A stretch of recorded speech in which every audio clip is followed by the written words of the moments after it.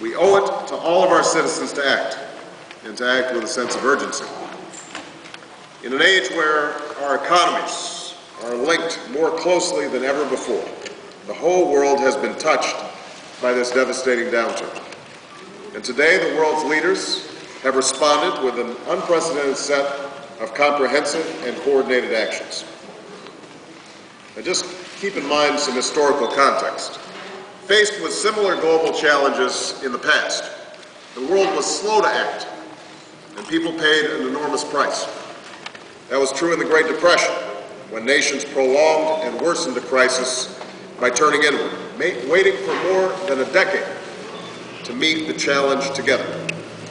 Even as recently as the 1980s, a slow global response deepened and widened a debt crisis in Latin America that pushed millions into poverty.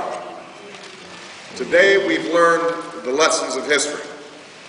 I know that in the days leading up to the summit, some of you in the press, some commentators confused honest and open debate with irreconcilable differences.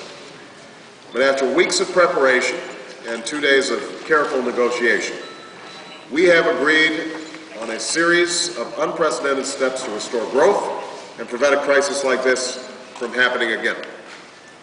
Let me outline what I think has been most significant. Number one, we are committed to growth and job creation. All G20 nations have acted to stimulate demand, which will total well over $2 trillion in global fiscal expansion.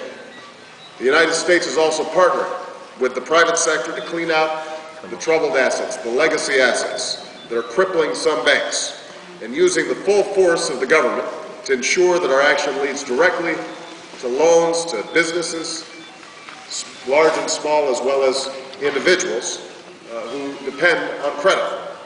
And these